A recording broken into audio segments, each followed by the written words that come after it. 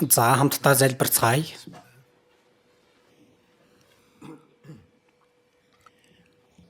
Биднийг хайрладаг ариун инэрэнгүү бидний бурхан аав минь.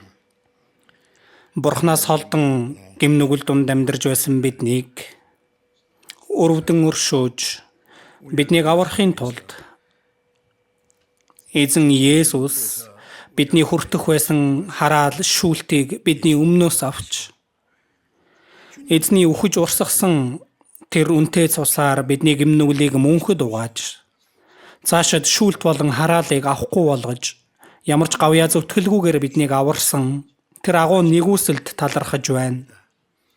Энэ цагт эзний үнэт цусаар золигдсон бид бүгд Бурхны өмнө хамтдаа цуглан агуу хайр болон нэгүслийг тань магтан дуулж үгийг тань сурж эзэн таны хамт байгаа ариун сүрэг дотор биднийг нөхөрлүүлж байгаад талархаж байна. Энэ цагт ч эзэн та бидний дунд хамт байгаад итгэж байна. Бидний хүн тус бүрийг та ажиглан харж инэрлийн мутраараа та зууран барьж бид Бурхны хүүхдийн хувьд үлдсэн амьдралдаа Бурхны өмнө ичих зүйлгүйгээр Бурхны хүсэл ба алдрын төлөө амьдарч чадхад удирдах өгөөрэй. Энэ ертөнц илүү ихээр муудаж гэм нүглэр дүүрч байна. Нэг өдрийн дотор юу болох нь ч тодорхойгүй байгаа. Энэ хүн хэцүү ертөнцид амьдарч байна. Эзэн та биднийг хамгаалж, биднийг зууран барьж энэ хормоо энэ үеийнхнээс Бурхны хүүхдээр зөв зохистой амьдарч чадхад эзэн та биднийг захирч удирдах өгөөсөө хэмээн чин сэтгэлээсээ гуйж байна. Орон даяар байгаа манай чуулган дэлхийн олон чуулганууд хэцүү байдал дунд ч итгэлээ сахин сайн мэдээг тарааж буй бүхий лахан дүүс дунд эзэн та хамт байж нэгүсэл болон үг ариун сүнсний хүч чадлаар хамгаалж өгч төгсгөлийн цаг үед эзэн таны даалгасан сайн мэдээний үргийг сайнаар биелүүлж чадхад эзэн та биднийг удирдах өгөөрэй. Хэрэгтэй үед нь бидэнд үгийг ухааруулж бидний явах замыг ойлгуулдаг эзэн минь энэ цагт ч та бидэнд илчлэхийг хүссэн өөрийн үг, өөрийн ариун хүсэл бидний хэрхэн амьдрах ёстойг та илүү ихээр зааж ойлгуулаарай. Бидний эзэн Есүсийн нэрээр залбирлаа. Амен. За магтан дуудуулнаа.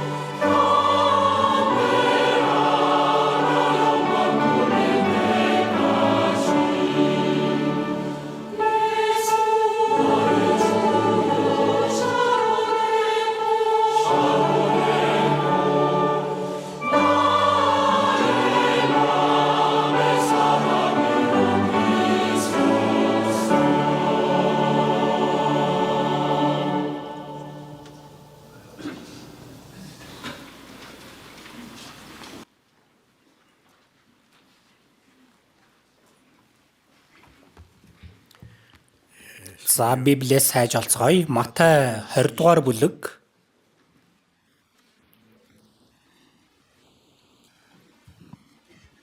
Матай 20 29-өөс авахуулаад уншия.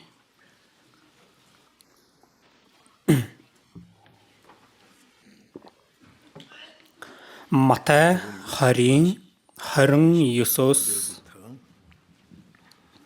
34 хүртэл би уншия. Тэднийг Ерихогоос гарч явхад асар олноороо түүнийг даглаа. Үзэх тун замын хажууд сууга хараагүй хоёр хүн Есүсийг дэрэгдүүрэн өнгөрөхийг сонсоод Давидын хүү эзэн минь ээ биднийг өршөөгөөч гэж хашгиралдав. Ард олон тэднийг дуугүй байх хэмээн зандарсан боловч тэд улам чангаар Давидын хүү эзэн минь ээ биднийг өршөө гэж хашгирав. Есүс зогсож тэднийг дуудаад өөрсдийнхөө төлөө юу хийлгэхийг надаас хүснэ вэ гэхэд тэд эзэн минь нүдийг маань нээгээч гэв. Есүс тэднийг ихэд өрөвдөж нүдэнд нь хүрэхэд тэд тэр даруй хараа орж түүнийг даглаа. За энэ хүртэл байна.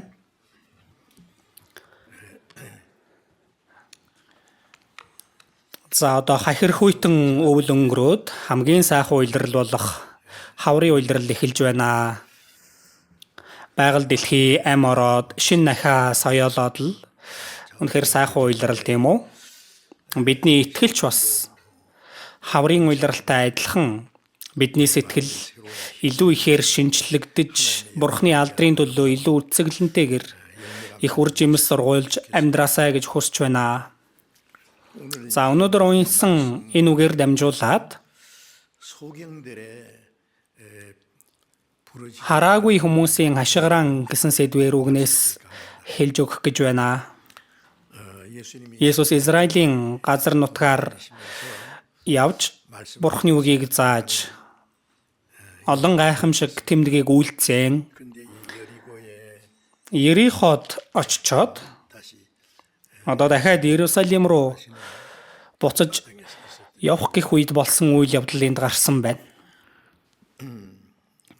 Энэ Ерихо цайз бол Иерусалимаас одоо уруудаал доошлол явах юм бол доошлсоор авах юм бол тэнд сүнсэн тэнгис одоо Содом Гоморо сүрсэн газар.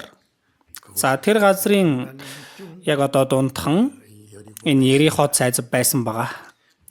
Есүс Ерихо руу орчоод тэндээс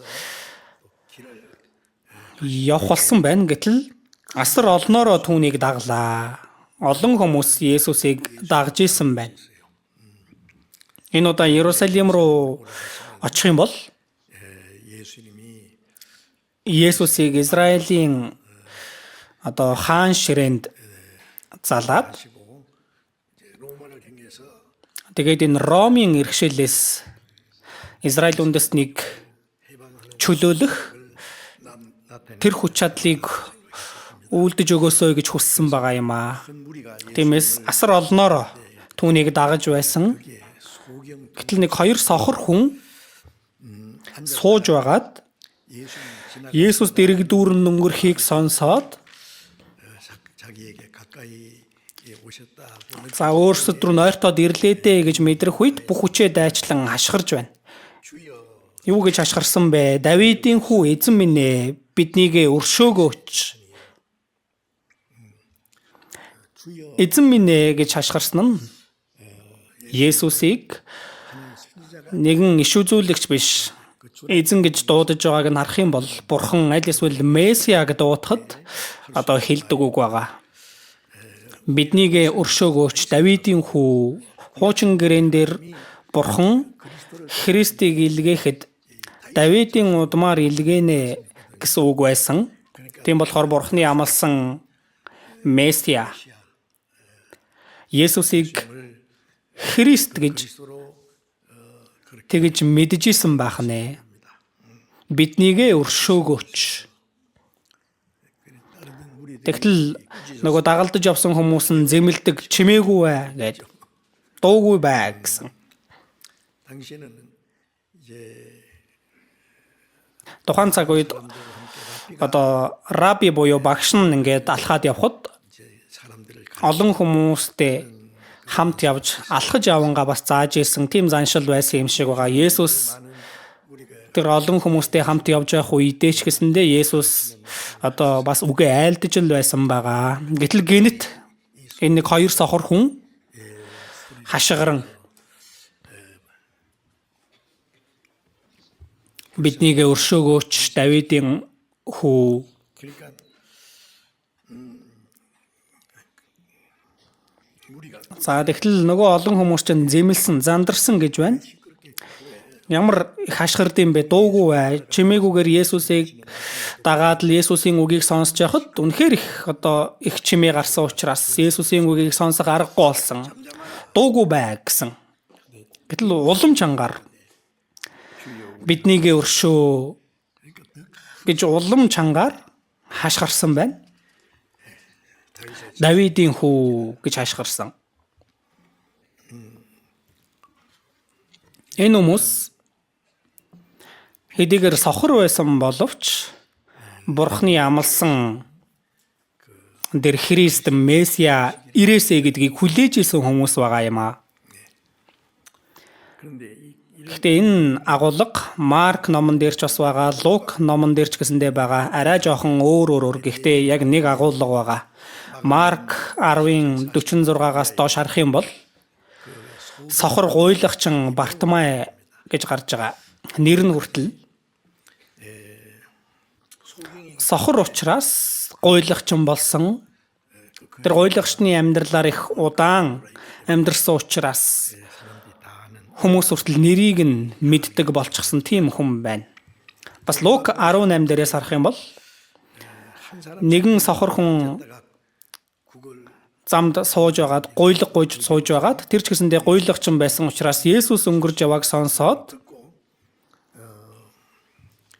Есүс рүү хандан хашгирдаг байгаа.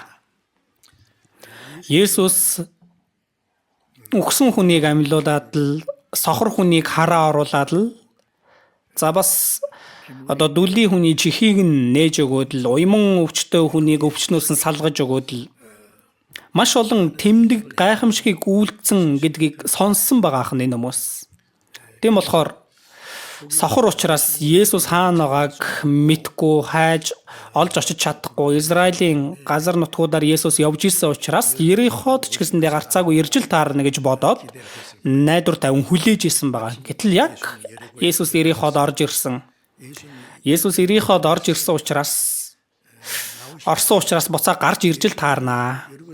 Есүс Ерихо цайзаас гарч ирэхэд яг тэр замд нь сууж байгаад Есүсийг ирээсэй гэж хүссэн байна. Гэтэл бужигналцсан баахан хүмүүс явсан юу болвоо гэтэл Есүс өнгөрж явнаа гэсэн байна. Одоо нөгөө хүлээсний эцэст Есүсийг хүлээж исэн. Есүс ч ирсэн.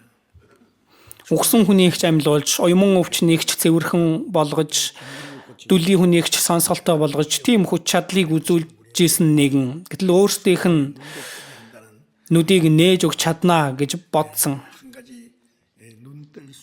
Тийм болохоор одоо хараа орж болох юм байна гэсэн найдвартайгаар Есүс өөрийнх нь урдуур өнгөрөөсөө гэдгийг хүлээж агаад. Тэгээд Есүс өөрлөө нь ойртоод ирсэн гэдгийг мэдрэх үедээ энэ хоёр хүн хамтдаа хашгирсан байна. Эзэн минь ээ, биднийг өршөөгөөч Давидын хүү.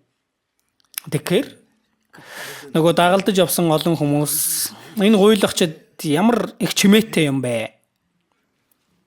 Одоохон дуугүй бол үгүй бол өөр арга хэмжээ авна шүү. Магадгүй занал хийлсэн ч байж болно. Тэгэхээр энэ сохор хүмүүс улам илүү чангаар хашгирсан байна. Марк 18 дээрээс харах юм бол Бартимай улам чангаар хашгирсан гэж байгаа. Чимээгүй бай гэсэн чинь. Одоо энэ хүмүүс өөртөө хараагүй учраас гуйлагчин болсон. Тэгэл хүмүүсээр басамжлагдаад л тийм л амьдралаар амьдэрсэн. Есүстэй уулзаад одоо хараа орж болох сүүлчийн боломж нь байхад Энэ боломжийг алдах аргагүй байсан байна. Хүмүүс занал хийсэн ч гэсэндээ түүнээс айх ч юм уу, тиймээс чимээгүй болж чадаагүй байна. Тэгэхээр тэд байдаг хамаг чадлаараа чангаараа хашгирсан. Хашгирсан гэж байгаа нь эдгээр хамаг чадлаараа ойрлсныг хэлж байгаа. Усан живж байгаа хүн намайг авраач ээ гэж хамаг байдаг чадлаараа ойрлж хашгирахтай адилхан Давидын хүү биднийг өршөөгөөч. Чимээгүй бай гэлээгээ тэд нар амаа хамхан чимээгүй байх аргагүй байсан байна. Энэ боломжийг л алдах юм бол дахиж энэ боломж эргэж ирэхгүй. Есүс дахиад Ериход ирнэ гэдгийг одоо найдвар тавих аргагүй байсан. Анхных бөгөөд эцсийн боломж байсан учраас тэд байдаг хамаг чадлаараа ойрлож тэгж одоо хашгирж дуудсан байгаа. Есүс зогсоод тэднийг авчир гэж тушаасан байна. Тэгтэл хүмүүс зоригтой бай, бос эзэн чамайг дуудаж байна гэдэг. Есүсийн өмнө ирээ зогссон өөрсдийнхөө төлөө юу хийлэхийг надаас хүснэ вэ гэхэд тэд нүдийг минь нээгээч бид харахыг хүсэж байна гэсэн. Хараагүй хүмүүс мөнгө өгөөч гэдэг ч юм уу, эдийнхэн өгөөч гэдэг ч юм уу, тийм юм хүсээгүй. Хараа орхон тэр хүмүүсийн хамгийн том хүсэл нь байгаа шүү дээ. Харахыг хүсэж байна. Нүдийг минь нээгээч. Есүс үгээл айлдаагүй харин гараараа нүдэнд нь хурж итгэлийн чин дагуу болгээ. За тэгтэл тэр хоёрын хараа ордог байна. Марк 10-ын 10 дээрээс харах юм бол Бартимай Есүс дуудаж байна гингүүт өөрийнхөө гадуур хувцсыг шууд тайлдаг. Гадуур хувцс гэдэг нь өмсөх юм бол хувцс болоод л дэвсэх юм бол гудс болоод нүмерх юм бол хүнжил болдог байсан байна. Тэгэхээр энэ Бартимай ерөөсөө түүний хувьд хамгийн чухал эд материал нь байсан. Түүний хувцас дэвсэх юм бол гудас болчдөг, хүнжил болчдөг. Үнэхээр эрхэм үнэтэй зүйл биш гэж юу? Гэтэл тэр нь ямар бохир заваан байгаа вүлээ. Түүнийг өмсөд эзний өмнө очих аргагүй байсан учраас түүнийг тайлж хаяад эзний өмнө очдог. Есүс тэгээд хараа оруулж өгдөг байна. Тиймээс тэр Бартимай Есүсийг дагаж эхэлсэн. Лук 18 дээр гарч байгаа энэ сохорч гэсэндээ яг адилхан агуулга. Тиймээс энэ хараагүй хүн хараа орж байгаа энэ үйл явдал бол энэ үйл явдлаар дамжуулаад гэмтэн аврагдах үйл явцыг бид бүхэнд тайлбарлаж өгж байгаа хэн. Йохан 9 дээрээс харах юм бол төрлөхөөсөө хараагүй байсан нэгэн хүн гарч байгаа. Шавнар нь Есүсээс асуудаг.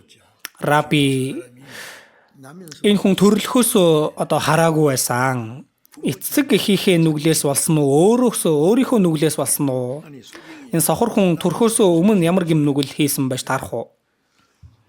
Тэгэхгүй бол эцэг эх нь гим нүгэл хийсэн учраас энэ хүн хараагүй болсон уу? Шавнар нь ингэж маш их сонирхож асуусан Есүс. За энэ хүн сохор болсон нь энэ нь ч эцэг эхийнхэн ч нүглээс болоогүй. Харин энэ хүнээр Бурхны үйлсийг түүгээр харуулахын тулд юм а гэж байгаа. Бурхны хийхийг хүссэн зүйл нь юу вэ? Есүс ирж гэмтнийг аврахад гэмтэн хүн Бурхны мэлмид алдагдсан нэгэн, хараагүй нэгэн тэгээд өрөвдөлтөй гуйлагчтай адилхан бахна. Тиймээс төрөлхийн тэр сохор хүн энэ дэлхийн бүхий л хүмүүс төрлөхөөс сүнслэг байдлаар хараагүй сохор гэдгийг хэлж байгаа. Энэ махан биеийн нүд нь нээлттэй байгаа ч сүнснийх нь нүд бүрэн сохор байна. Эхлэл 3 дугаар бүлэг дээр Адам, Ева хоёр Бурхны идэж болохгүй гэсэн сайн мог мэдүүлэгч модны жимсийг идэнгүүт тэдний нүд нээгцэн гэж байгаа тийм ээ. Тэгвэл сайн мог мэдүүлэгч модны жимсийг идэхээс өмнө нүд нь хаалттай байсан гэсэн үг үү? Нүд нээгцэн гэж байгаа нь Бурхныг харах нүд нь хаагдаж тэгээд өөрсдийнхөө харах нүд нь нээгцэн байна. Тэгээд нүцгэн байгаагаа мэдсэн, ичхүүрээ мэдсэн, ертөнцийн зүйлийг харах нүд нь нээгдсэн байна. Харин өөрийнхөө тэр нүцгэн байгааг ичгүүрээ мэдээд инжир модны навцаар бэлхэм хийж өмсдөг.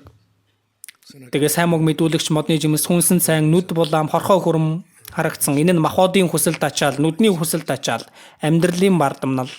1-р Иохан 2-ын 15-аас доош харах юм бол ертөнц хийгээд ертөнцид байгаа юмсад бүүд урлаа. Учир нь ертөнцид байгаа бүхэн тухайлбал махбодын хүсэлд ачаал, нүдний хүсэлд ачаал, амьдралын бардамнал. Энэ нь хүнсэн сайн нүд булаам ухаан дэлмэр. За ингэж хүний нүд нээгддэг байна. ертөнцид хандсан нүд. Харин бурхныг харах нүд нь бүрэн сохордог бахан. Тиймээс төрөлхөөсөө сохор байсан энэ хүн бүх гэмтнийг илэрхийлж байгаа. Бурхны бүтээсэн ертөнцийг харж чадахгүй, бурхны бүтээсэн гэрлийг харж чадахгүй, үцэглэн цэцэгсийг харж чадахгүй, юу ч харж чадахгүй. Нэг бодоод үзээрэй. Хараагүй байна гэд. Аврагдаагүй хүн төрөлхөөсөө сохор хүн гэж хэлэх боломжтой байна. Илчлэл 3:17 дээрээс харах юм бол 7 чуулганы дундаас хамгийн сүүлд Лаодик чуулганд хэлсэн үг байгаа. Би баян хөрөнгөчсөн тул дутах зүйл юр байхгүй гэсэн байна. Энэ сүүлчийн чуулган нь энэ дэлхийн түүхэндх төгсгөлийн үеийн Христийн шашны дүр төрхийг хэлж байгаа. Энэ Христийн шашны сэргэн мандалтын үе шүү дээ. Христийн шашинтай хүмүүс ч олон байна. Энэ сургаал онлууд ч олон байна. Хичээл зүтгэлч айхтар байна. Үнэхээр гайхалтай.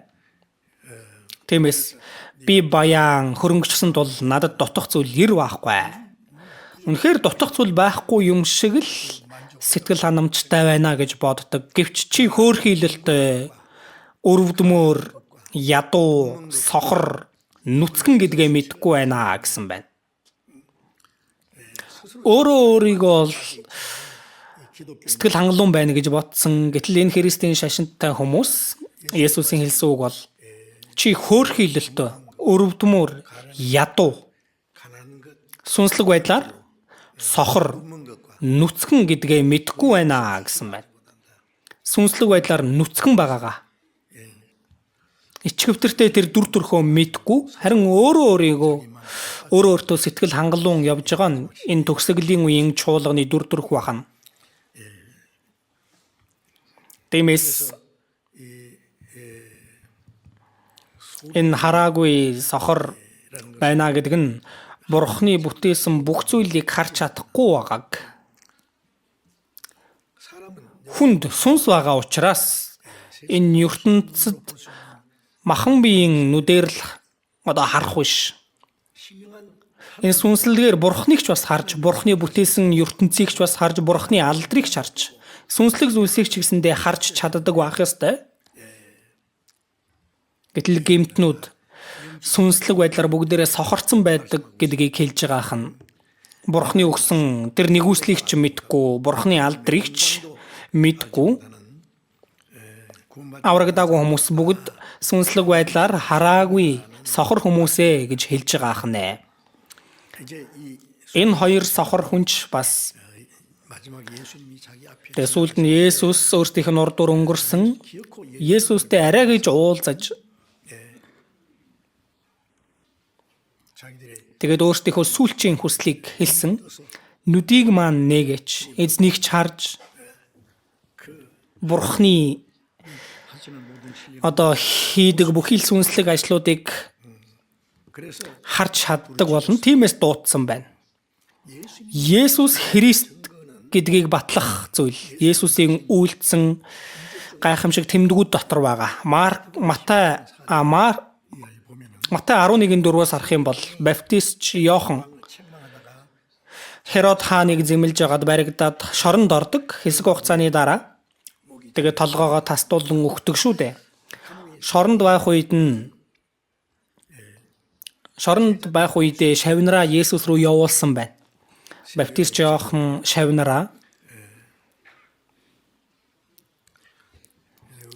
Тэгээд асуудаг та ирэх ёстой нэгэн мөн үү? Та Христ мөн үү? Аль эсвэл бид өөр нэгнийг хүлээх үү гэж асуулгасан байна. За энэ үгийг харах юм бол энэ баптист Иохан ариун сүнсээр дүүрээд Есүсийг уг нь гэрчилж исэн. Гэтэл Есүсийг Христ мөн үү гэж одоо эргэлзэж байгаа асуулт юм шиг байна уу? Та үнэхээр тэр нэгэн мөн үү?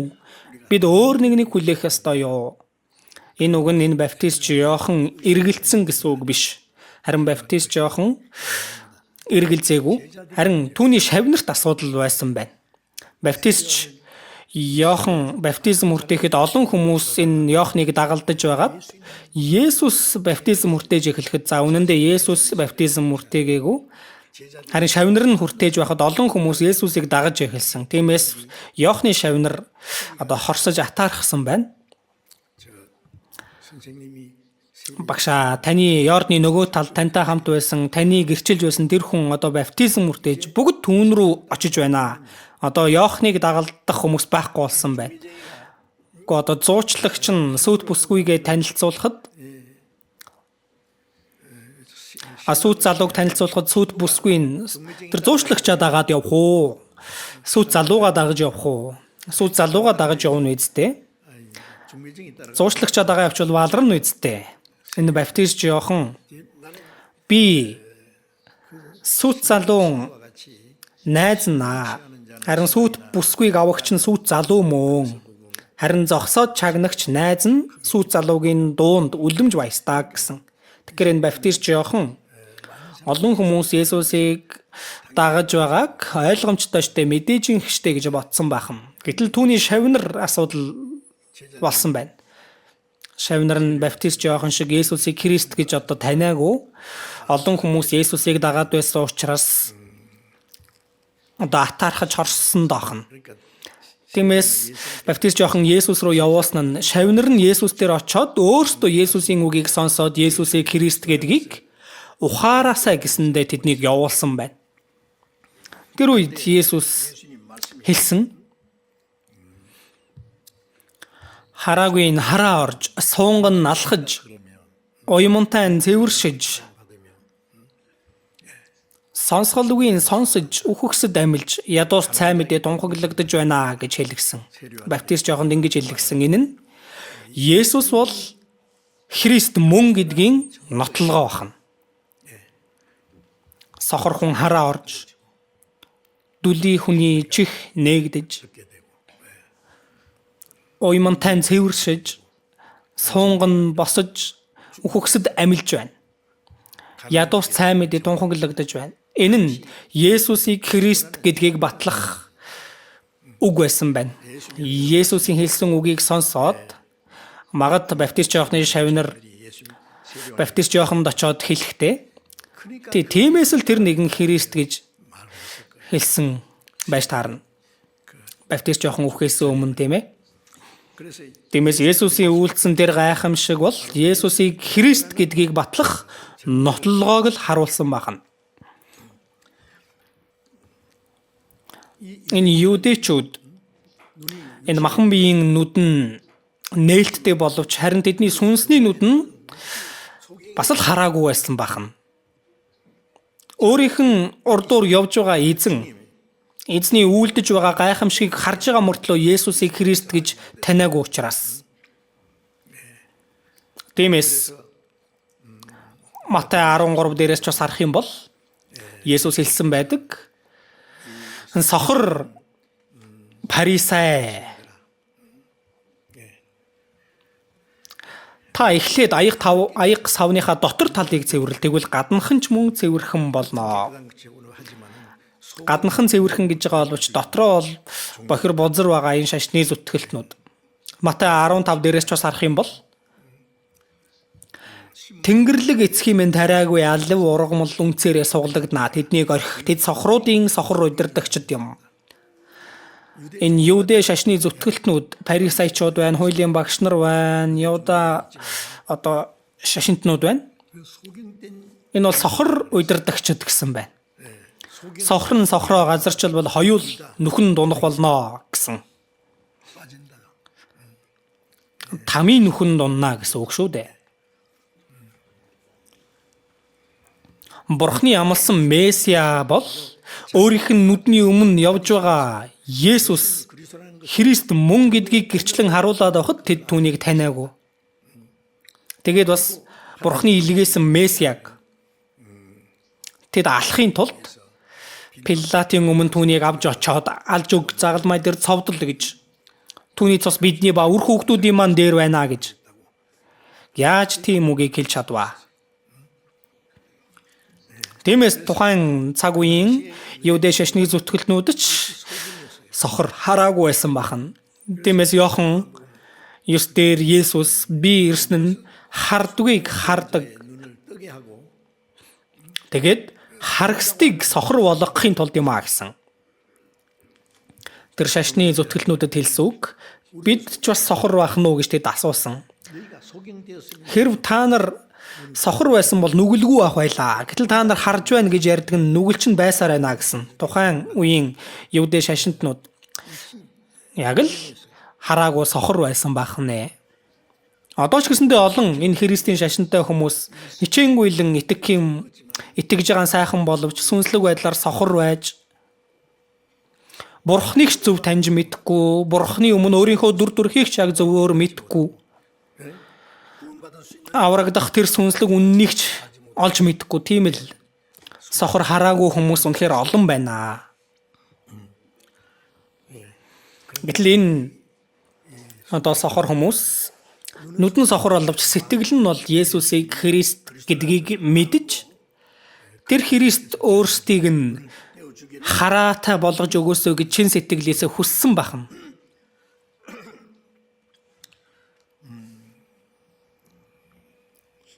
За тэд хашгиралцсан.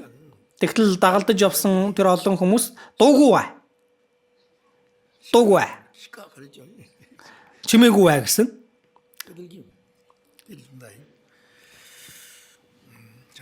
За үүнийг бас бодож үзэх юм бол Есүсийг дагалдаж байсан тэр асар олон хүмүүс тэр сохор хараагүй хүмүүс Есүсийг Христ гэж мэдээд хараатай болгож өгөөч гэж хашгирж байхад хэн түнд нь хориг тавьсан бэ? Есүсийг дагаж байсан хүмүүс хориг тавьсан. За бид нар үүнийг бодоод үзэх юм бол олон хүмүүс Есүсийг дагаад л за төрүүлээд Есүст итгэдэг гэж байгаа хүмүүс үнэхээр аврагдахыг хүссэн хүмүүст хаалт хийж зандарч зэмлэж эдгэлгэхгүй байх гэх тийм юм болдог бахан. Тэр бол бас нэг эсрэг зүйл байгааз.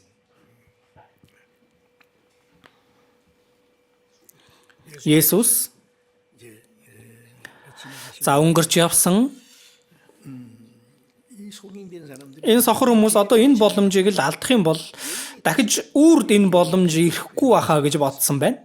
Тиймээс тэр боломжийг алдахгүй тулд хоёр гараараа тэр боломжоос ерөөсөө зуурсан, атгсан бахан. Тэгээд хашгирсан. Энэ бол сүүлчийн боломж дахиж байхгүй. Исая 55-ын 6 дээрээс харах юм бол олдож болох үед нь эзнийг хайхтун, ойр байгаа дээр нь түүнийг дуудагтун гэсэн. Ойр байгаа дээр нь олдож болох үед нь за тэгэхээр эзэн өнгөрөөд явдаг бахан бид нар хизээч бай аврагдахыг хүссэндээ аврагддаг юм биш. Аврагдаж болох тэр цаг үе гэж байна. Олдож болох үед нь эзнийг хайхтун. Өгөөмрөөр уучлах бурханд маань эрг гэсэн. За тийм үг байдаг. 2 дугаар Коринт 6-гийн 1-2 дээрээс харах юм бол Бурхантай хамтран ажиллагч бид та нараас хичээнгүйлэнгуй Бурхны нэгүслийг дэмий хоосон бүү аваарай. Тааламжтай цагт би чамайг сонсон, авралын өдөр би чамд тусалсан. Харагтун одоо тааламжтай цаг, харагтун одоо авралын өдөр. Одоо гэдэг нь хизээг гэлж байна.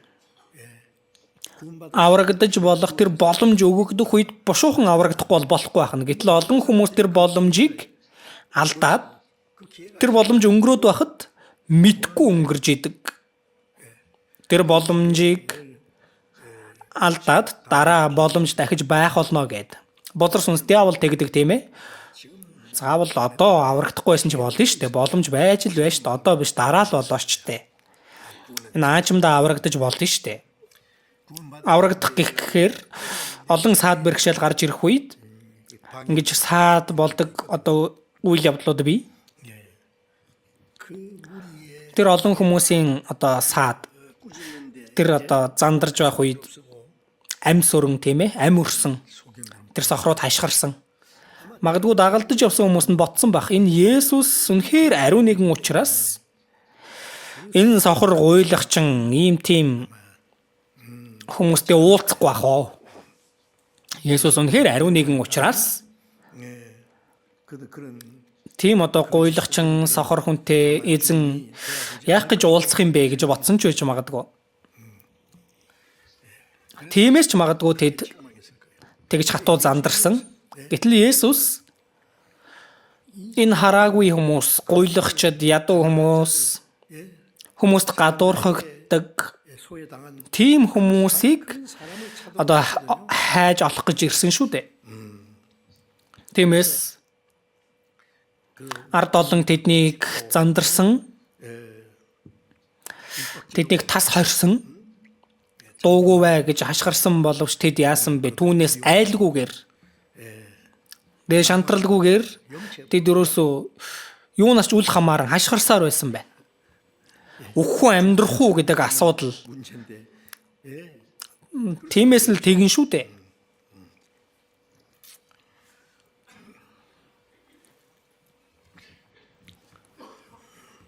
Есүсийг хүрээлээд л одоо урд орн явж байгаа тэр хүмүүс Есүсийг хайж байгаа, Есүстэй ойртохыг хүсэж байгаа тийм хүмүүс Есүс рүү ойртуулахгүй тул цаад хийж байна. Тэр хүмүүсийн одоо саадад өртвөл яаж эзэнтэй уулзах вүлээ? Энэ сохор хүмүүс үнэхээр өөхөх сэхээ үзэх тийм л шийдвэр гаргаж энэ боломжийг л алдах юм бол бид нар одоо мөнхөд эдгэж чадахгүй.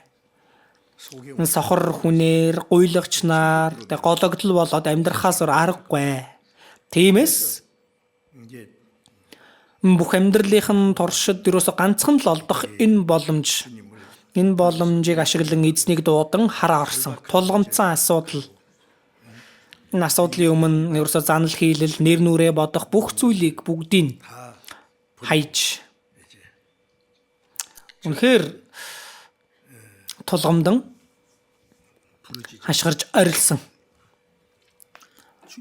хүмүүс Бурхны өгдөг боломж байдаг хүмүүст аврагдах боломж. Гэтэл энэ боломж өөрийнх нь урдуур өнгөрж байгааг мэдгүй тохиолдол байдаг бахан. Ганц 2 удаа өнгөрнө. Дахиад ирэхгүй ч байж болно. 2 дахь өнгөрж яхад түүнийг ч харж анзаардаггүй. Хүн өөрт нь өгөгдөж байгаа энэ боломжийн төлөө өөрөө шийдэх ёстой тийм үйлдэлийг гаргах ёстой, дуудах ёстой. Энэ өөрийнхөө сүнсийг амьдруулахын тулд, аврахын тулд гэтэл хүмүүс нэг жоохон л хэцүү зүйлд тулгархаар шантардаг, дараа гэд хойшлуулдаг. За энэ удаа нэг юм хэцүү юм байгаа болохоор энэ тэр зүйлийг нэг шийдчихэд энэ удаа аврагдахгүйсэн ч дараа аврагдаж болно штэ. Ингээд хойшлуулцдаг тийм ээ. Үлс 17 дугаар бүлэг дээрээс харах юм бол одоо Афинд Арефагт Илч Паул хүмүүсийн өмнө тэр Афинчуудад одоо үгийг хэлсэн байна. Та нар алив бүхнэрээ их шүтлэгтэй юм аа. Янз янзын зүйлд шүтжижсэн. Та нарын шүтэж байгаа зүйлсийг нэгт нэгэнгүү хартал эс танигдсан бурханд гэсэн бичигтэй дахлын ширээ хүртэл байна. Та нарын мэдхгүй атлаа шүтэн биширдэг зүйлийг чинь би та нарт тунхаглаж байна. Энэ сансар окторгүй түүнд орших бүхнийг бүтээсэн бурхан бол хүний гараар бүтээгдсэн сүмд оршдоггүй юм аа. Илч Паул ингэж бурханы үгийг дамжуулсан. Сайн мэдээний үгийг ямар тодорхой дамжуулсан гэтэл дээр Афинчууд дараа сонсё гэдэг. Тухайн үеийн тэр хүмүүс шийдээгүй ахна. Дараа сонсё. Бас одоо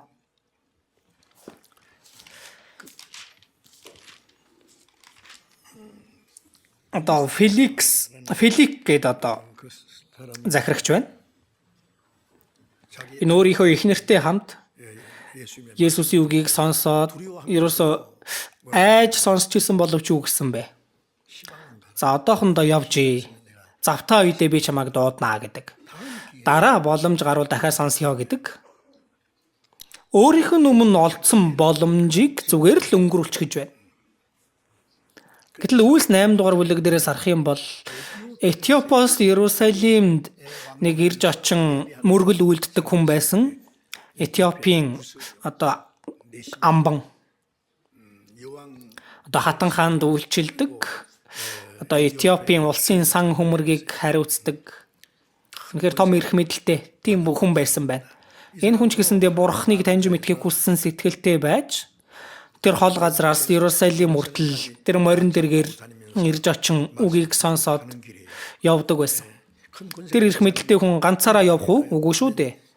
Олон бас одоо хамгаалагч 하나님께 зарц боолууд явж исэн байж таарна. Бурхан Филипп тухайн үед одоо үйлчлэгч байсан. Энэ Филипп тэр тэргийг гүйцэн очоо гэсэн байна. 따라가면서 Тэгээд гүйцэн очоо сонстол тэр амбан тэр тэргэн дээр Библи уншиж исэн. Исая 53 дугаар бүлэг. Үнэхээр чухал хуучин гэрэн дээр байгаа чухал сайн мэдээний үг тийм ээ. Уншиж исэн байна. Та уншиж байгаагаа ойлгож гин үү? Библи уншиж байна. Та уншиж байгаагаа ойлгож гин үү гэж асуусан. Иерусалимд очиод ахлах тахилчтай, хуулийн багштай, тэр шашны удирдагчтай уулзаад өргөлч гэсэндээ их өргөөд явж исэн байж таарна шүү дээ. Гэтэл зүгээр нэг одоо нэг игэл жирийн хүн гарч ирснэ. Нэг залуу хүн гарч ирснэ. Тэргийг нь гүйцэж ирээд та уншиж байгаагаа ойлгож гин үү? Гэвэл сэтгэл санаа нь ямар ах вэ? Иерусалимд Юудэ шашны зүтгэлтнүүдтэй уулзчаад явж хахад юу уншиж байгаагаа ойлгож гин үү? Чамд ямар амаа чи яв 따라오면서 물어봐. гэж хэлж болох л байсан. За тэгсэн бол энэ хүн дуусах байсан. Бурхан илгээсэн дэмэ Филиппийг тэр тэргийг гүйцэн очоо гэж. Яагаад вэ? Тэр хүн Этиопоос Иерусалим хүртэл явж очин Бурханыг хайж байсан бахан. Үнэхээр чин сэтгэлээсээ. Одоо ч гэсэндээ энэ тэргээр тэр Палестины газар нутгийг үзээд явж байгаа юм биш. Библи уншаа явж байна. Үннийг үнэхээр эрэлхийлж исэн хүн байна. Тиймээс Бурхан энэ хүн рүү Филиппийг явуулсан. Уншиж байгаагаа ойлгож гин үү? Энэ тайган амбан хэрвээ буруу бодсон бол би Иерусалимд энэ шашны удирдагчтай уулзчаад явж байхад чи хаанаас ирсэн гинт гарч ирснээ уншиж байгаагаа ойлгож гин үү гэвэл сэтгэл нь таагүй байх тийм ээ. Ойлгоно байх уу чамд ямар амаа байна гээл чимээгүй яв гэж болох л байсан. Тэгвэл дуусах байсан. Гэтэл тэргээ зогсоогоод хиннийг нь зааж өгөхгүй бол би хэрхэн ухаарч чадах вүлээ. Тэгээд тэргэн дээр Филипп Исая 53 дугаар бүлгээр Есүс Христ бидний гим нүглээс болж өгсөн тэр үннийг 우리 무리의 죄 бүгдийн маань хилэнцгийг түүн дээр тогсон. Гимт үйлдэлийн маань улмаас тэр хатгагцсан, хилэнцгийн маань улмаас тэр бяцарсан. Исая 53 дугаар бүлэг тэр хуучин гэрээний хамгийн сайн одоо гарсан сайн мэдээ тийм ээ. 그 복음을 Энэ сайн мэдээг тараагаад тэгээ итгэж гин үү гэхэд би баттай итгэж гинэ гэсэн. Тэгээ явж итэл ус байсан. Энэ шалбааг биш. Үнэхээр урсж исэн урсгал ус. 내가 Хараач ус байна. Баптизм өртөхөд болохгүй нь юу илээ гэсэн. Итгэж гин үү? Баталгаатай итгэж гинэ гэдэг. Тэгээ баптизм аваад тэгээд бас халдаг шүү дээ. Тэгэхээр энэ тайган амбаныг бодох юм бол Бурхны өгсөн боломжийг үнэхээр алдалгүй харин зуурж авч аврагдсан хүн бахан. Энэ хүн дахиж Иерусалимд тэр хуурамч шашны зүтгэлтнүүдтэй уулзгаар ирээгүй. Түүнээс хойш Этиопт сайн мэдээ тараагдах ажил явагдсан байгаа. Одоо ч гэсэндээ Этиопт Христийн шашинтай хүмүүс олон байдаг нь магад тэр одоо тайган амбанаас улбаатай болов гэж боддог. Тиймээс өөрт нь өгөгдсөн боломжийг алдаж болохгүй. Энэ диавол юу гэдэг вэ? Одоо бишвэсэн ч болно шүү дээ. Дараа боломж байгаа шүү дээ. Боломж байж л байж таарна. Аачмаар аврагдаж болно шүү дээ. Дараа гэх диавол тийм ээ. Тийм бол тэр боломж дахиж эргэж ирэхгүй ч байж болно. Тэр үннийг хайж эрэлхийлсэн сэтгэл нь дараа унтарсан байж иж ч болно. Иремья 29-ийн 13-аас харах юм бол та нар намайг бүхий л зүрхээрээ хайвал олноо. 마음을 다해 Үнэхээр бүх сэтгэлээсээ хайвал 하나님의 Бурхан уулздаг. Үнэхээр аврагдахыг хүсэх юм бол Бурхан тэр сэтгэлийг нь нээж аврагдахад нь тусалдаг байна. 그래서 만난 Тиймээс олдож болох үед нь 하나님이 주신 Бурханы өгсөн боломж өгөгдөх үед тэр боломжоос зууран барих хэрэгтэй. Энэ бозар сүнс 구원받고 аврагдахыг хүссэн хүнд яаж игээд цаад хийдэг? Төрүүлээд итгэдэг гэж байгаа хүмүүс бас хаяада саад хийж явах боломжтой байдаг. Тэр хүмүүс яасан бэ? Дуугууваа гээл тэ. Тэр хоёр сохрыг зэмэлдэг, зандардаг үсттэй. 그런데 Гэтэл үнэхээр одоо тулсан асуудал байсан чин сэтгэлээсээ үнэхээр баталгаатай итгэлийг олж авахын тулд аврагдахын тулд дуудах юм бол Бурхан хариулдаг байна. Тиймээс эндээс бид мэдэж болно. Иремья гашуудал 5:9-оос харах юм бол тэд талах тариа олох нь ам өрсөн ажил болов гэж байгаа. Израильчууд 그 어려움 тэр хэцүү байх үедээ Бабилонд олзлогдож очоод үнэхээр хэцүү байх үедээ үнэхээр бодит байдал дээр тэд үнэхээр ам өрсөн байж талах тариа олж ирсэн үе байсан. Бид сүнслэг хүнсийг олж авахын тулд бидний сүнс аврагдахын тулд үнэхээр 죽음을 무릅쓰야 될 때 ам өрсөх ёстой үе ч бас байна. 그런 어떤 비장한 Тийм одоо бат шийдвэр тийм тулгамдсан одоо чин сэтгэлээр Бурханы нэгүслийг хүсэмжлэх юм бол Бурхан хариулах юм аа. Тэгээд Есүс зогсоод 서셨습니다. тэднийг дууд гэсэн байна. Энэ сохор хүмүүсийн хашгираа үнэхээр чанга байсан учраас Есүс сонссон уу? 속이 Энэ хараагүй хүмүүсийн хашгираа чанга байсан учраас сонссон юм биш ээ. Есүс 이래 가슴에 яванга олон хүмүүс өөрийг нь хүрээлцэн явж исэн ч өөрийг нь дагалдаж байгаа бүх хүмүүсийн сэтгэлийг харж байгаа шүү дээ. Лук 19 дээрээс харах юм бол энэ Нэрихо цайзад байсан Закхай гэж хүн байгаа. Татвараагчдын ахлагч. Есүс Нэрихо цайз руу орох үед олон хүмүүс Есүсийг дагалдаж исэн. Энэ Закхай Есүсийг бас харахыг хүссэн байна. Гэтэл үнэхээр их хүн байсан учраас Закхай өөрөө намхан нуруутай байсан. Ичнээн харах гэсэн ч чадаагүй. Есүс дунд нь явж исэн. Тиймээс 예수님이 지나가시는 Есүс өнгөрж явах үеэр нь инжир мод байсан тийм ээ. Инжир модон дээр гарч хажуугаар нь өнгөрөх Есүсийг харах гэж гарсан байна. Тэр 보기만 하려고 했는데 харахыг л үсэндээ тэгсэн болов мэдгүй. 그런데 Гэтэл Есүс хажуугаар нь өнгөрөхдөө Закхай 이거야. энэ Закхай гээд өөрийнх нь нэрийг хүртэл мэдчихсэн байгаа. Есүс бүгдийг нь мэдж байгаа. Хүн хэлээгүй байсан ч хэн нэгэн дэрэгдээс нь Есүсээ тэр хараа тэр нэг тагжгар бийтэй хүн харж гэнэ үү? 저 살았잖아요. Тэр бол үнэхээр алдартай, нэг цуутай татвараагчтай ахлагч. Энэ татвар хурааж аваад л завшаад л үнэхээр муу хүн. Ингэж хэн нэгэн хэлж өгсөн болов? Үгүй. Хинч хэлж өгөөгүй. Есүс угаасаа бүгдийг мэдж байгаа шүү дээ.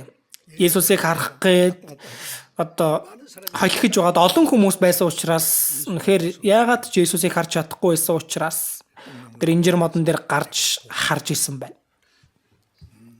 Магадгүй татвараагчтай ахлагч байсан учраас нас өндөр байсан бах. Энэ настай хүн модон дээр гараад Есүсийг харж байгаа дүр төрх нь ямар хөхтөө харагдсан болоо. Тийм байна үгүй байна уу? Хамаагүй Есүсийг харахыг хүссэн бахна. Гэхдээ Есүс төрүүлээд харсан. Энэ Закхайгийн хүн намайг харах гээд байгаа мэнэ. Инжир модон дээр гарч байна. Есүс угаасаа сэтгэлийг бүгдийг харж байгаа шүү дээ. Тиймээс инжир модны доор очоод Закхай буугаад ир. Өнөөдөр би танаад очих хэвээр. 모여야 되겠다. 아무도 살펴 Хинч Закхай гэж нэрийг нь хэлж байгаагүй. Есүс мэдэж исэн. Хурдл буугаад ир.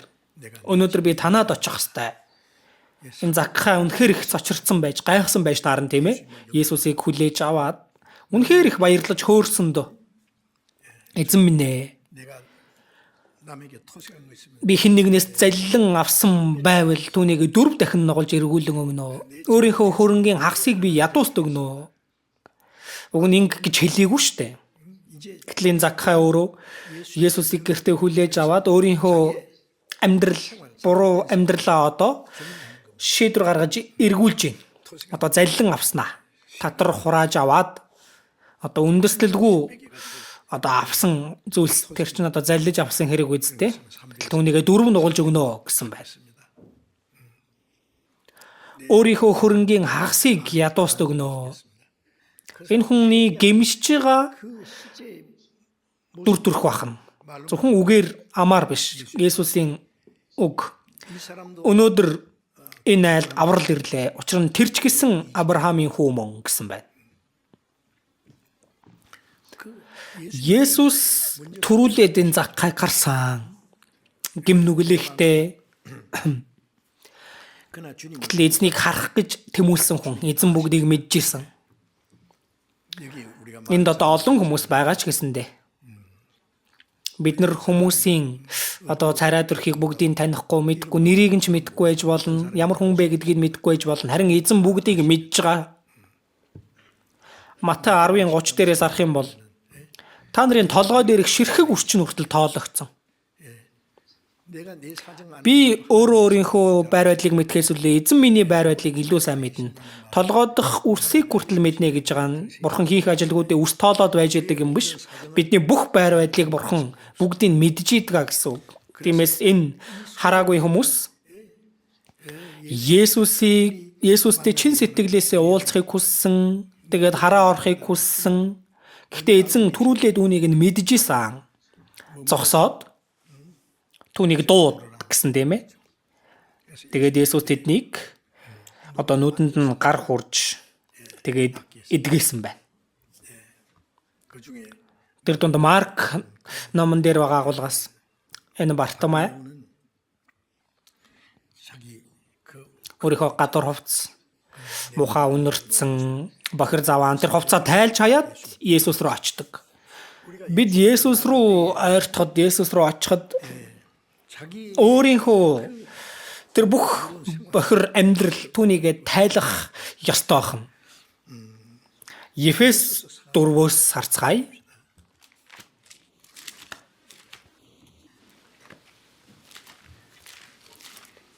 Ефес 4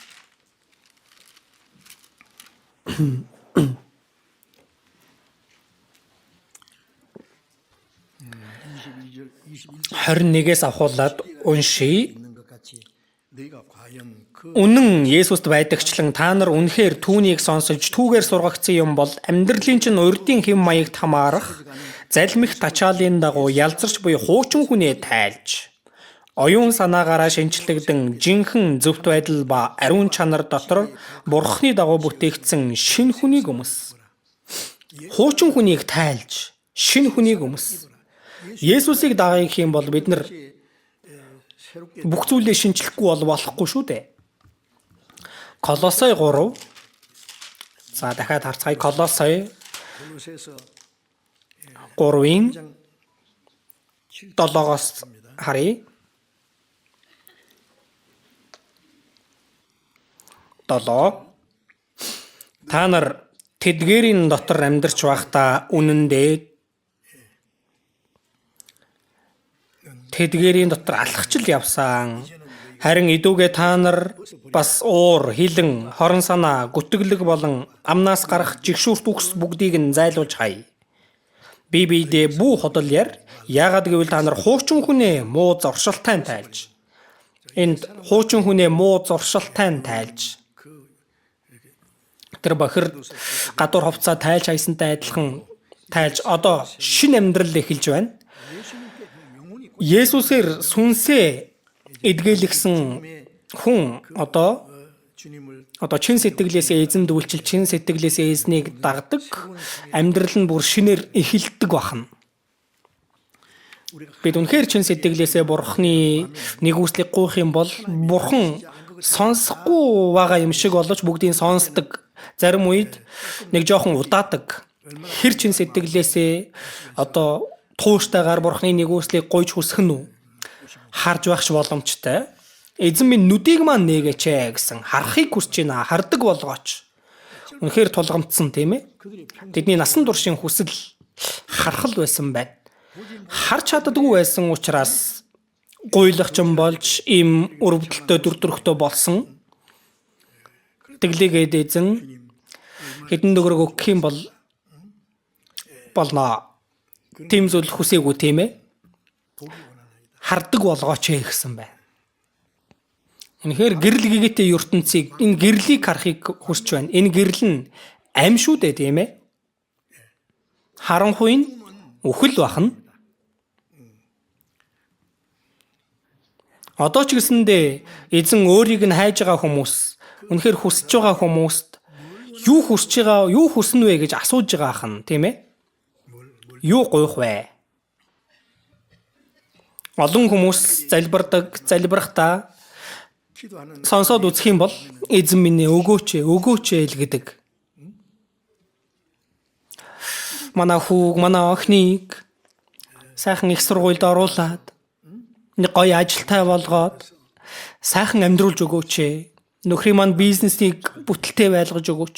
Эрүүл саруул байлгаж өгөөч. Өгөөч л гэдэг энэ махан биеийн зүйлийг, энэ бодит зүйл, эд материаллык зүйлийг л эрэлхийлдэг хүмүүс их олон. Бурхан минь ээ. Миний сүнсийг аварж өгөөч. Дахин дөрүүлж өгөөч. Мөн хэн болон найдварыг өгөөч. Ингэж нэг бүр нэг тулгамдсан сэтгэлээр залбирж байгаа хүмүүс барахтаа байдаггүй. Яагаад вэ? Сүмдэл явдаг байх юм бол тэр бүгдийг авцсан гэж боддог байх нь. Есүст итгэдэг үү гэхээр явдгаа гэд. Юунд явдсан бэ? Сүмд явдаг гэж байгаа. Сүмд явах шээ итгэдэг үү гэж асуусан. Явдаг учраас итгэдэг биш юм уу? Явдаг учраас итгэдэг, хичээнгүй байгаа учраас л итгэдэг гэж үү? Пастор нь хичээнгүй өргөл сайн өрг гэх юм бол та бүхэн их агуу шагнал авнаа. 천국 가야 Дэважинд очиж шагнал авна уу? Юу авна уу? Хизээ дахин дүрсэн. 하나 볼 수도 Тэн дээрээс төрн тэр нь Бурхны хаанчлалыг үзэж үл чадна гэсэн. Одоо ч гэсэндээ олон хүмүүс буруу зүйлийг гуйдаг. Энэ гуйлагчид одоо ямар идэх юм мөнгө өгөөч. 평생 Насан туршийн маань идэх зүйлийг өгж болохгүй мó? Ийм зүйл гуйгаагүй үсттэй. Дахин төрүүлж өгөөч, аварч өгөөч, үннийг ухааруулж өгөөч гэж залбирах ёстой ахна. 우리 자신에게 가장 절박하고 필요한 Өөрсөд нь хамгийн их тулгамдсан, хамгийн хэрэгтэй зүйл нь юу вэ? Түүнийг өгөөч гэж гуйх ёстой ахна. 예수님 그들의 Есүс тэдний нүдэнд хурж тэд хараа орсон гэсэн байна.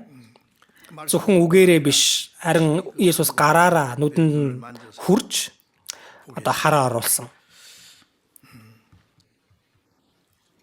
예수님 그들의 눈이 뜨 Тэдний хараа оронгууд хамгийн түрүүнд хэнийг харсан бол Есүсийг харсан байж таарна. Есүсийг харж түүний дараа 이제 나머지 одоо үлдсэн амьдралдаа яаж амьдрах вэ? 알게 될 Түүнийг мэдсэн байж таарна. Эзнийг тэр даруй дагсан байгаа. Бурханд алдрыг өргөж эзнийг дагсан. Одоо харанхуй үе өнгөрч 광명한 гэрэл гэгээд гарч ирсэн үе. Шинэ амьдрал одоо эхэлсэн. 된 겁니다. Одоо цаашдаа гуйлагчин биш ээ. 거지가 아니죠. Хараа орцсон юм чи яга гуйлагчин бах уу? Харанхуугаас гэрэл рүү, үхлээс амь руу шилжсэн. 옮긴 겁니다. Үйлс 26 26장 18-аас харцгаая. Үйлс 26-гийн 18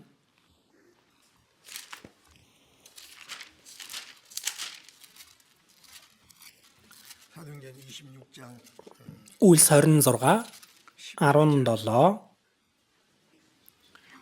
17-оос уншия. 이스라엘과 Би чамайг энэ ард түмэн ба харийнхнаас чөлөөлөн аваад чамайг тэдэн рүү илгээж байгаа нь тэдний нүдийг нээлгэж тэднийг харанхуйгаас гэрлөөд сатананы иргэшээлээс бурхан өөд эргүүлэхийн тулд юм. Тэгснээрээ тэд надад итгэх итгэлээр ариусгагдсан хүмүүсийн дунд нүглийн уушлал ба өв хүртэх болно гэсэн. 구원받는 사실 За энэ аврагдах нь сайн мэдээг дамжуулж 에게 보내요. 그 눈을 뜨게 합니다. хараа оруулж гисэн. 눈이 떨어져요. Тийм ээ? 신령한 본 Нүдийг нээлгэж бурхныг харах сүнслэг нүдтэй болгож сүнслэг ертөнцийг харах нүд мөнхийн яваажин олж харах нүд тийм нүдийг нээлгэж харанхуйгаас гэрлөөд сатаны иргэшээлээс бурхан өөд эргүүлэхийн тулд юм аа. 사탄은 어둠 Сатан бол харанхуйн иргэшээлийг атгагч. 나를 믿어 Тэгснээрээ тэд надад итгэх итгэлээр ариусгагдсан хүмүүсийн дунд нүглийн уушлал ба өв хүртэх болно. Ефес 1-ээс харцгаая. 보겠습니다. Ефес 1 Ефес 1-ийн 1장 17 17 18-ыг хамт уншийе.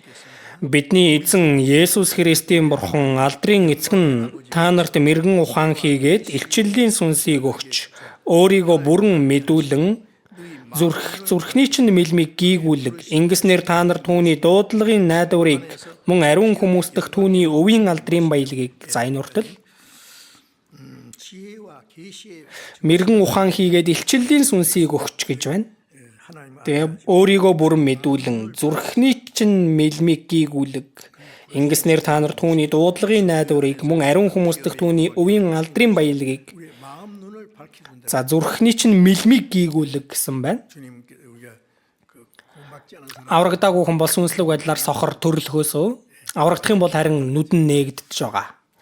Биднийг аварсан эзнийг харж бурхны алдрыг харж 그 영광 тэр суу алдарт найдварт итгэх тэр нүд нээгддэг байна. Сүнслэг ертөнц мөнхийн бурхны хаанчлалыг олж харах нүд нээгддэг байна, тийм ээ?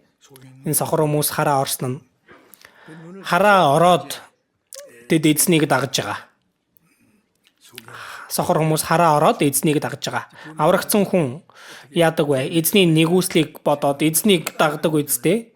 Хаанч байсан эзнийг дагах болно, эзэнтэй адил, 주님과 эзэнтэй хамт амьдардаг байна. Одоо цаашдаа энэ өрөвдөлтөй амьдрал бол дууссан, шинэ амьдралын зорилго бий болсон. 요 주님의 Тэгээд эзний нэгүсэлд талархах сэтгэл, бурханд алдрыг өргөх шинэ амьдрал нь эхэлсэн байна. Бурхны нэгүслийг тэр агуу нэгүслийг аваад талархаж мэддэггүй хүн 감사하지 талархахгүй байх нь гим нүгэл болдог гэдгийг мэднэ үстэй. Нэгүслийг хүртсэн бол талархах хэрэгтэй үстэй. Дуулал 116-гийн 12 дээр надад хандсан бүх өгөөмөр гიშгийнхэн төлөө юу илээ? Би эзэнд юуг буцаах вэ гэсэн. Гүн гүнзгий бодож үзэж ийсэн үү? Яавал аврагснасаа хойш тэр нэгүсэлд хариу барьж амьдрах вэ? Тэр нэгүсэл үнэхээр агуу. Гэтэл бид нар дэндүү сулдаарай. Бид эзний төлөө 100 удаа өгсөн ч нэгүслийг нь төлж чадахгүй. 사랑하여 Хайрлаж өгсөн тэр нэгүслийг төлж чадахгүй нэ. Сул дорой сэтгэл ба дорд бие.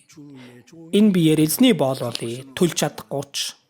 이제 약간 마 Одоо сул дорой сэтгэл ба дорд биетэй ч гэсэндээ эзэнд 100% захирагдаж, эзэнд үйлчилж эзний төлөө амьдрья.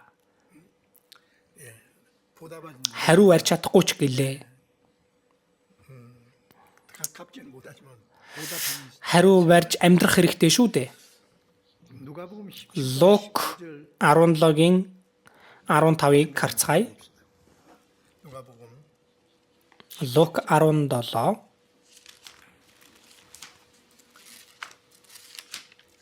누가복음 17장 Лук 17 15절부터 15-аас 14-өөс авахуулаад уншия. 읽겠습니다. Есүс тэднийг хармагцаа яв өөрсдийгөө тахилч нарт үзүүл гэжээ. Тэд явх зуураа цэвэр болсон байлаа. Тэдний нэг нь өөрийнхөө эдгэрснийг үзээд буцан ирж чанга дуугаар бурхныг алдаршуулан Есүсийн хөлдөн нүрээрээ унаж түүнд талархал дургав. Тэр самар хүн байжээ. Есүс 10 хүн эдгэлэгсэн биш үү? Бусад 9 хаана байна? Энэ харь хүнээс өөр хинч бурханд алдрыг нь өргөхөөр буцаж ирсэнгүй юу гэд. Тэр түүнд бос замаараа яв. Итгэлч нь чамайг эдгэлээ гэв. За энд Есүс Иерусалимд очоод тэгээ Самар Галил нуурын хооронд явхад 문둥병자 энэ уйман өвчтөе 10 хүн 예수님께 Есүсийг дуудсан. Эзэн минь биднийг өршөөгөөч. Биднийг цэвэрхэн болгож өгөөч гэд. Тэгтэл за яа өөрсдийгөө тахилч нарт үзүүлээ гэсэн байна.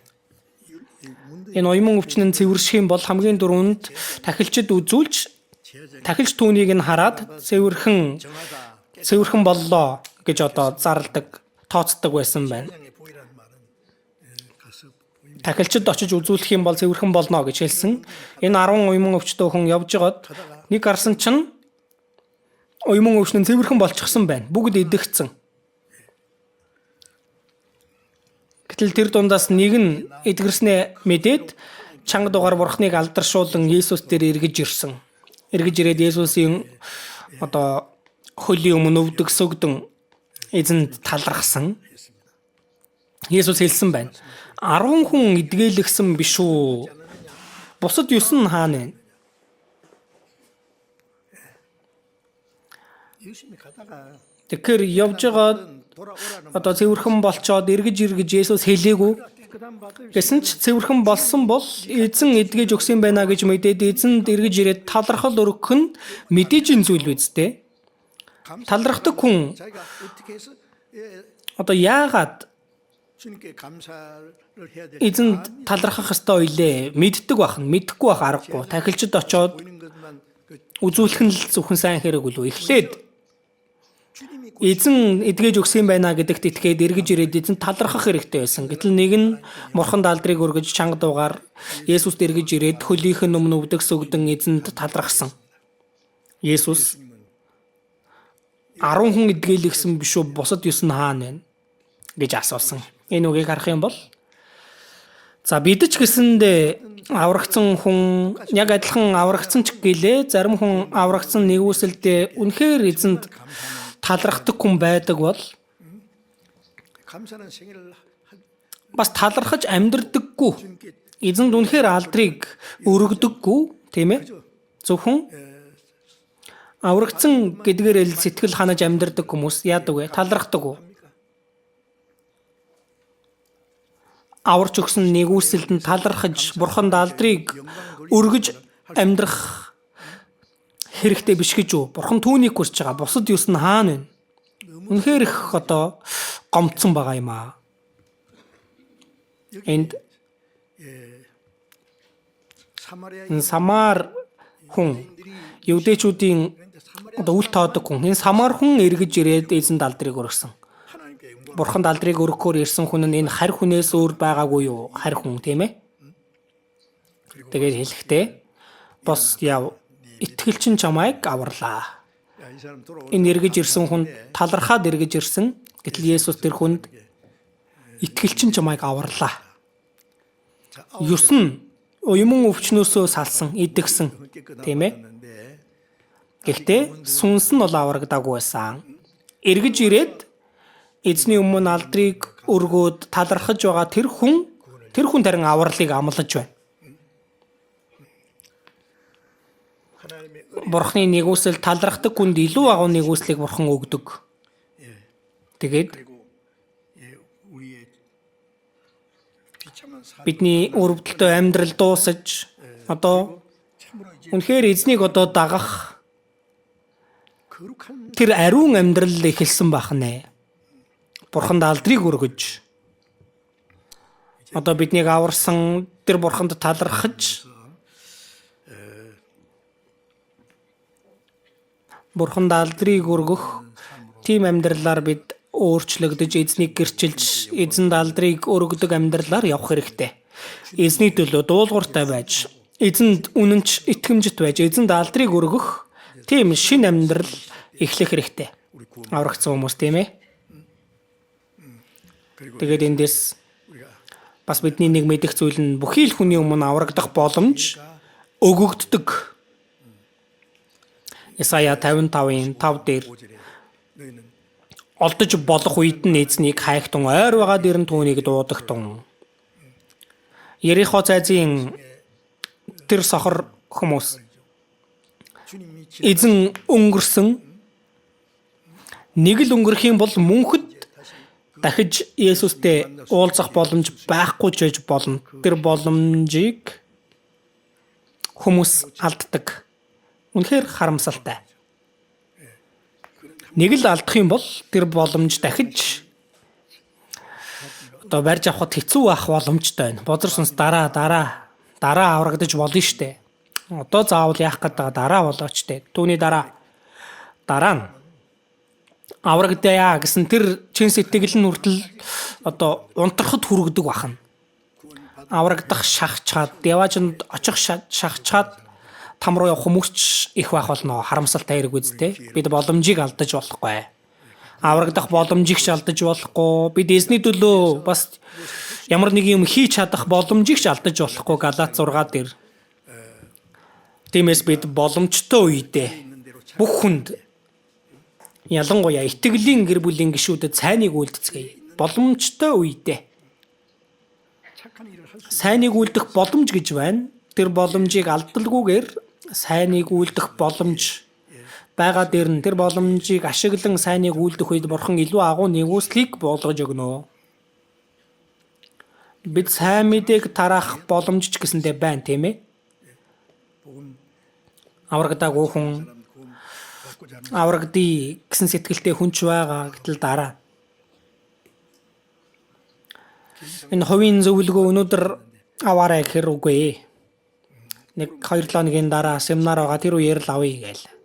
그때 하면 Тэр үед тэр хүн ирэхгүй.